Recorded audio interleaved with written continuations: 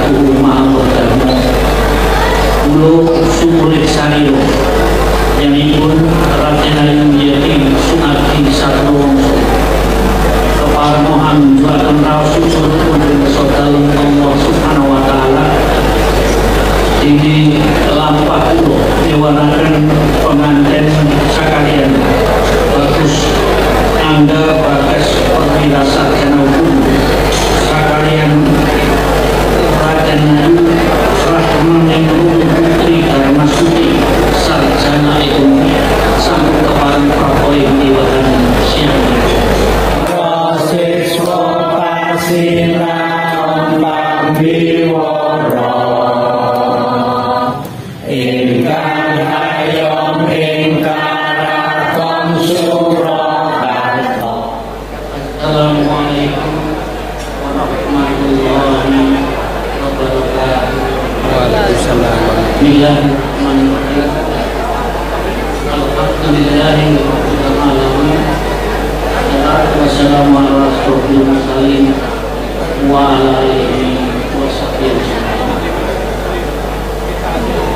Menjadipun pokok kanang sisan kuso sajanipun ingkang menungsu sariro menjadipun pokok Dr. Haji Agus Junanto ingkang satu maha berdarmo ulo sumulik sariro yang pun Raden Ayung Yeti Sunardi Sarwongso kepala mohon jualan rasul untuk saudara Allah Subhanahu Wa Taala ini lampah ulo diwarakan pengantin sekalian bagus anda bagas perwira sarjana hukum sekalian Raden Ayung Rahman Putri Dharma Suti sarjana ekonomi sambung kepada Prabowo Diwahan siang kalau menjadi lampah pula saking yang kejadian langsung kami saking sehinggasan Allah Subhanahu Wa Taala kepada tulus rahajo kalis putih dari lampah ini muni perjuangan kalian bagi umat yang totol siang itu ulo sumangga akan mengonten yang pangluku panjangnya anti pamuji Mugi Allah Ta'ala tansah paring nugroho kasembatan nirboyo sirring sampurna. Rejanipun kula sapanaring penganten nyuwun bareng pangaksa Mahamid Nglegono pisuan kula kathah kekiranganipun. Matur nuwun. Assalamualaikum warahmatullahi wabarakatuh. Mekaten menggahatur pangandika pasrahipun Kanjeng Pangeran Dr. Andes Haji Ikhwan Dardiri Praja Danukusumo tumuli katampi dening Bapak Ganang Budi Santoso SE. Sumangga. Bismillahirrahmanirrahim. Assalamualaikum warahmatullahi wabarakatuh. Alhamdulillahirabbil alamin. Wassalatu wassalamu ala asrofil anbiya'i wal mursalin. Asyhadu an la ilaha illallah wa asyhadu anna Muhammadar Rasulullah. Rabbi shrah li sadri wa yassir li amri wahlul 'uqdatam limisani yafqahu qouli. Katur dumateng panjenenganipun Bapak Kanjeng Pangeran Dr. Andes Haji Ikhwan Dardiri Praja Danukusumo ingkang winentu ing pakurmatan. Kula dherekaken ngaturaken panuwun syukur alhamdulillahirabbil alamin dumateng ngarsa dalam Allah Subhanahu wa taala ingkang sampun paring kawulujengan kasarasan saha kararjan dumateng panjenengan sedaya dalasan kula.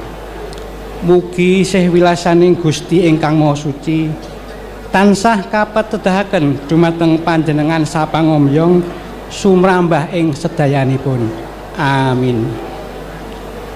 Bapak Kanjeng Pangeran Dr. Andes Haji Ikhwan Dardiri Praja Danukusumo ing titi kalenggahan menika kula ingkang kadhawuhan hamakili Bapak Dr. Andes Haji Agus Junanto Ibu Hajah Tarina Kuswandari SH SPD saperlu nanggapi atur panjenengan kala wau.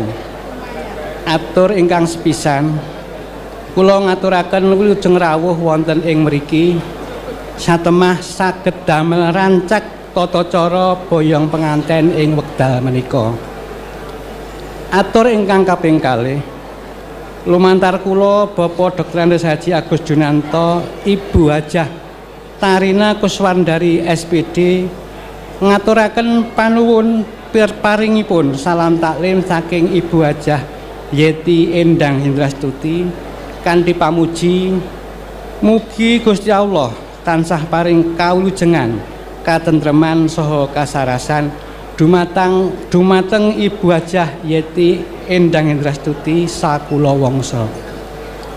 Salajengipun panjenengan hanglarapaken penganten kekalih pun Bagus Angga Bagas Perwira SH kalian Roro Rahmaningrum Putri Darmastuti SE ingkang sampun kalampahan ijab kabul.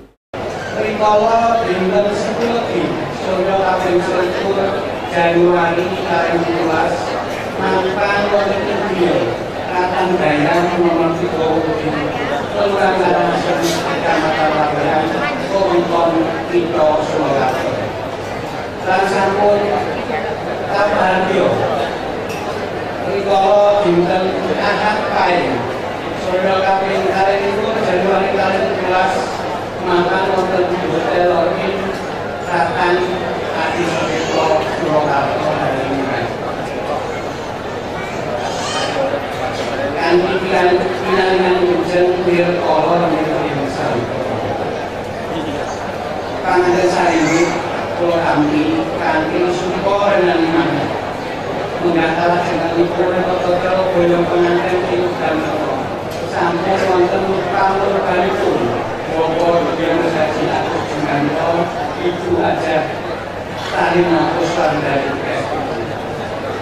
panjenengan sapanunggal kula aturi kinasih wonten papan panggenan ingkang sampun kadadosaken. Ampun kasuwun kula pamuji saha pangestu. Mugi kalampahan sedya ing wekdal menika saged sedaya wirkala ing sanget. Mila menasani aku kula ndono kathah kekirangan saha kalopatan langkung-langkung menawi kasila kesokan. Kula nyuwun dari agunging sahabat akhir dalam Assalamualaikum warahmatullahi wabarakatuh. Purno pasrah panampi salajengipun Ibu Agus Junanto hanindakaken tata cara adat peyokan saha amaringi unjukan toya wening dumateng ingkang putra sekalian.